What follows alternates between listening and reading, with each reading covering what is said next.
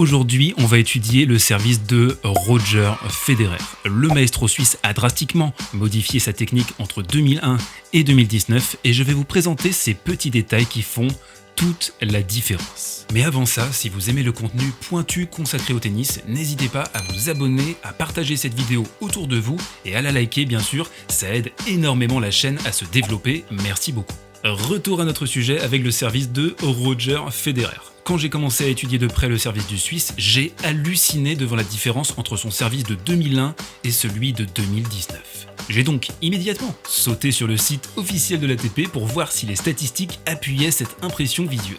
Et la réponse est oui, Roger a joué 70 matchs en 2001 pour un total de 203 doubles fautes, soit environ 3 doubles par match. En 2019, il n'a commis que 100 doubles sur un total de 67 matchs, soit environ une double et demi par rencontre.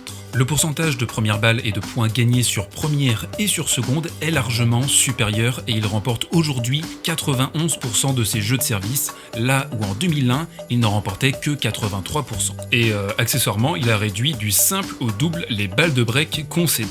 Mais que s'est-il passé les amis? Quel est le secret de la métamorphose du Suisse et comment est-il passé d'un très bon serveur à un serveur tout simplement exceptionnel?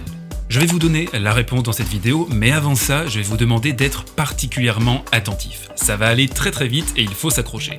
Passons coup sur coup, un service de 2001 puis un service de 2019.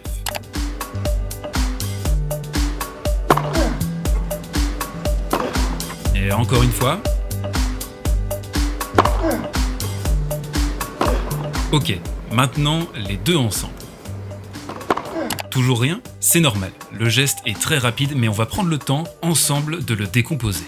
Commençons si vous le voulez bien par l'armée. Si je devais utiliser une comparaison, je dirais que la position de l'armée est en quelque sorte la position initiale d'un coureur de 100 mètres dans les starting blocks. Elle définit le mouvement à suivre ainsi que l'amplitude que vous pouvez atteindre. Il ne suffit pas bien sûr d'un bon armé pour faire un bon service, mais il donne le ton des mouvements qui vont suivre. C'est beaucoup plus net, je crois, avec cet arrêt sur image, l'armée de Roger ne pourrait pas être plus différent entre ses 20 ans et ses 37 ans bien tassés.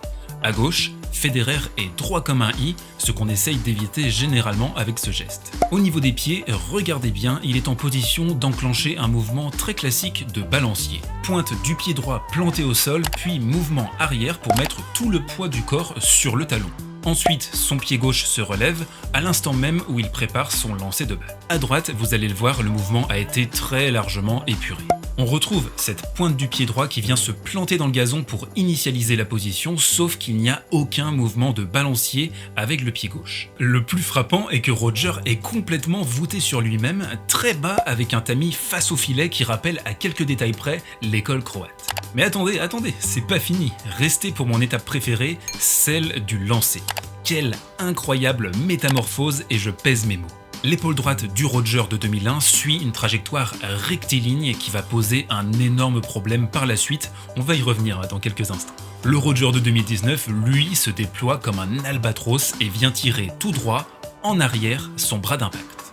C'est unique, presque caricatural dans le geste, ce que n'a d'ailleurs pas manqué de remarquer Nick Kyrgios, grand admirateur du jeu du Suisse. Ce déploiement est suivi d'une flexion importante sur les genoux, beaucoup plus importante que 18 ans auparavant, avec au même moment un bras qui vient former un angle droit comme en 2001.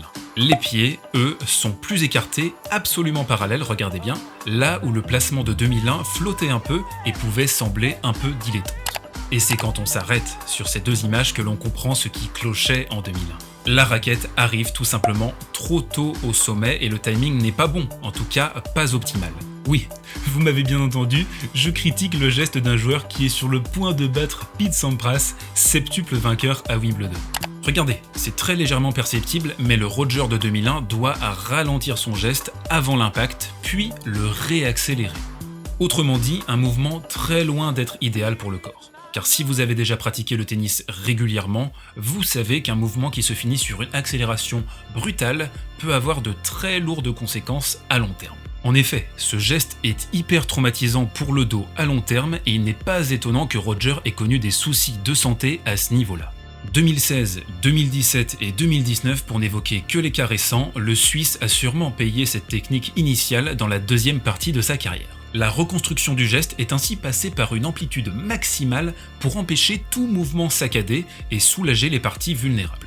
Son bras droit, tiré vers l'arrière et son armé très bas visent à créer un grand mouvement d'énergie circulaire plutôt que de le contraindre à une position droite et figée qui n'offre aucune souplesse. Aujourd'hui, Roger ne force plus, il profite tout simplement des transitions plus souples de ce service 2.0. En plus, l'avantage de cette technique est de lui assurer un nombre de doubles fautes largement inférieur. Les gestes arrachés et hors timing sont souvent sujets aux doubles fautes car une microseconde d'hésitation peut vous faire rater le point d'impact idéal.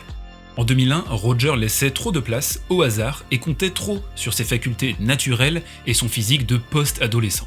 En 2019, la boucle fermée et 100 ans mort du Suisse le sécurise et c'est ce qui rend son service si bon. Sans compter la dimension quasi illisible de son lancer qui pose des problèmes insolubles même aux meilleurs relanceurs. Souvenez-vous, Djokovic n'avait-il pas déclaré avoir eu énormément de mal à lire le service de Federer après la finale de Wimbledon ? C'est aussi sur son propre service qu'il s'était procuré 2 balles de match sans pouvoir les convertir, ce qui donne encore plus de crédit au comeback de Nollet sur ce match par ailleurs. Reste que c'est en soulageant son dos de presque quadra et en augmentant l'efficacité de son service que Roger a pu autant prolonger sa carrière. Il devrait compter plus que jamais sur cette arme létale pour retrouver, qui sait, le goût du titre à Wimbledon en 2021 avant une retraite bien méritée.